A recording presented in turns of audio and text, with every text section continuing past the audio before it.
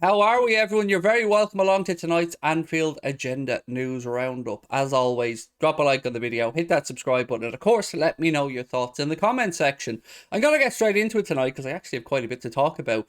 Believe it or not, it was this day in 2007 that the Reds signed Jermaine Pennant from Birmingham. I know how time flies. I mean, maybe I'm showing my age here, but that doesn't feel like that long ago to me, but there you are. Jermaine Pennant, fair to say, didn't really work out for him at Liverpool, although he did have flashes of brilliance. Very random thing for me to start off the video with tonight, I know, but I was just reading an article about it before I went live, and he was kind of moaning about how Rafa Benitez was kind of robotic in the way he wanted the players to play, and he wasn't allowed to express himself. I think there are other reasons why it didn't work out for Jermaine Pennant at Liverpool, but as I said, it was this day in 2007 that we signed him from Birmingham, so there you go. Bit of a random for you to start off tonight. Right, I'm going to get straight into it, as I said, because there is quite a bit to cover. We'll start off with some nonsense news, which is apparently that Liverpool have become second favourites now after Newcastle to sign Asensio from Real Madrid. We've been linked to Asensio all summer. I don't think there's ever really been any truth to it. My friendly journalist in Spain, when I reached out to that person, they said the same thing to me. They weren't aware of any real Liverpool interest. But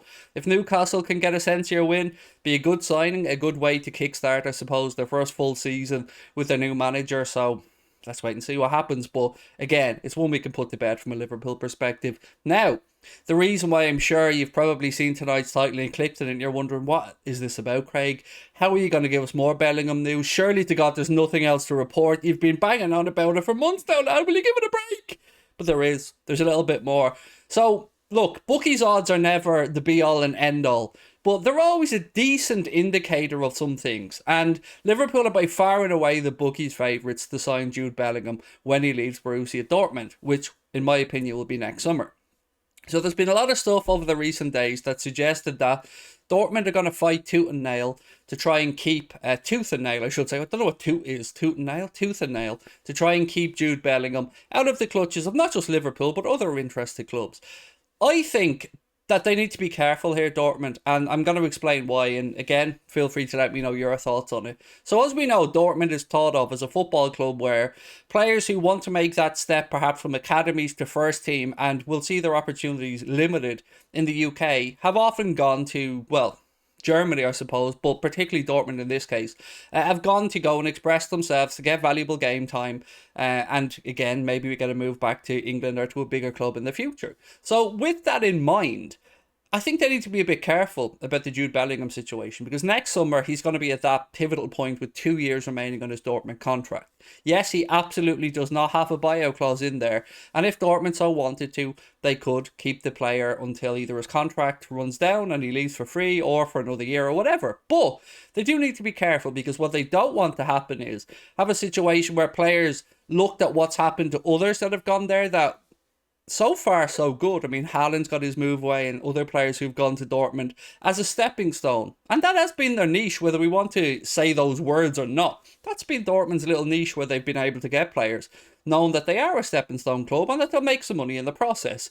What they don't want to happen is for them to start to annoy players or to have players who come to the club and then have to fight for a move away, particularly if an offer of, let's say, £100 million was put down for Jude Bellingham. That would see a dramatic profit on the money that they spent when they brought him in from Birmingham. So I'm not saying this is like a threatening thing or anything that they have to be careful about, but it is something that you should be mindful about if you are that type of club. You don't want to keep players here kicking up a fuss who want to move on and told you probably when they arrived that they wanted to come to Dortmund to get more minutes, to gain invaluable experience in a very good league, actually, a very good competitive league.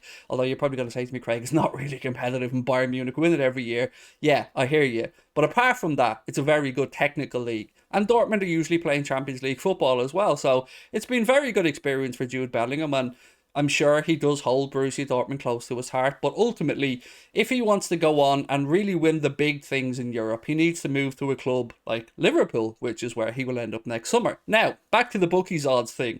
So the bookies at the minute have it like this, and again, it's just an indication. I'm not trying to say it's a gimme or anything, but he is going to come to Liverpool. That much I'm saying it's a gimme, but not because of the bookies. So Liverpool are 4-1 favourites to sign Jude Bellingham. The next closest team, Manchester City, 14-1.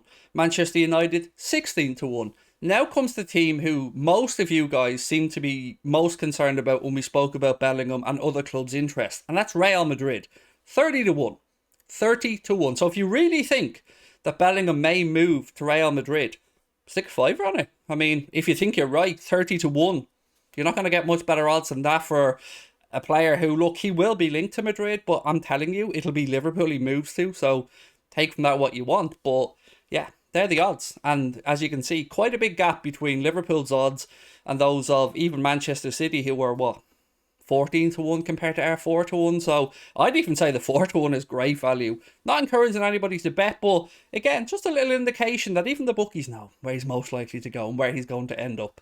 Now, on transfers, something else caught my eye today. Glenn Johnson, and I don't know why, but Glenn Johnson seems to be asked about Liverpool stuff quite a bit. Yes, he played for us, but hardly somebody you think of as a club legend. But either way, Glenn Johnson has been urging Liverpool to sign Bukayo Saka from Arsenal, who I think is in a make or break situation with Arsenal right now. Will he sign the contract extension or will they look to move him on next summer?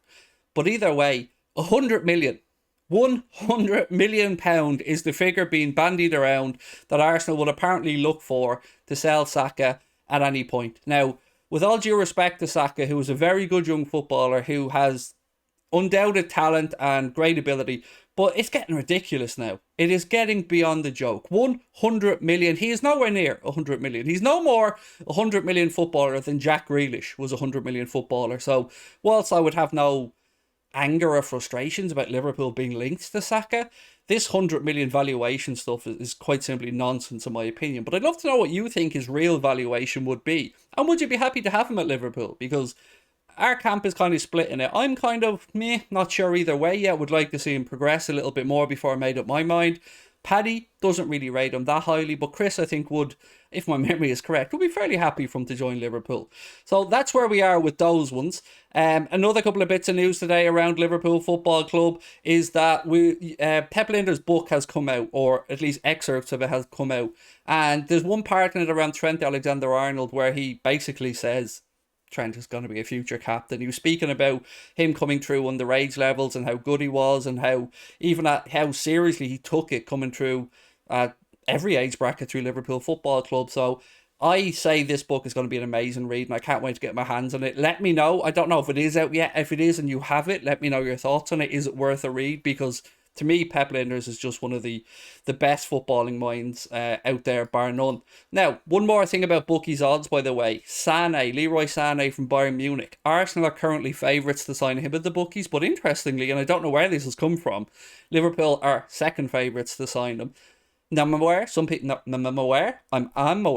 say, I am aware. I don't know what that is, but there we go. Anyway, I am aware that some people will say, well, Craig, you're kind of making a mockery of your own point here by talking about Liverpool being second favourites for Sané when we're not going to sign him. That's kind of my point, though. Like, any second, third or fourth favourites for Bellingham, they're not going to sign him because he's come in one place and that's the Liverpool Football Club. So there we are. If you think I'm talking out my backside, maybe you believe the bookies or somebody else. And yeah, I'm going to keep banging on about Bellingham because he's going to be a Liverpool player and we're all going to be very happy. So there we are. Bit of a fun one tonight. So it's slim pickings. I won't lie. It's been slim pickings around all news Liverpool Football Club. So I thought I'd go with a bit more of a light-hearted approach tonight. Tomorrow we will be live from 6 p.m. on our Twitch channel for the watch along. Hope you join us for it. Have a good one. Thank you. Lots of love. Bye-bye.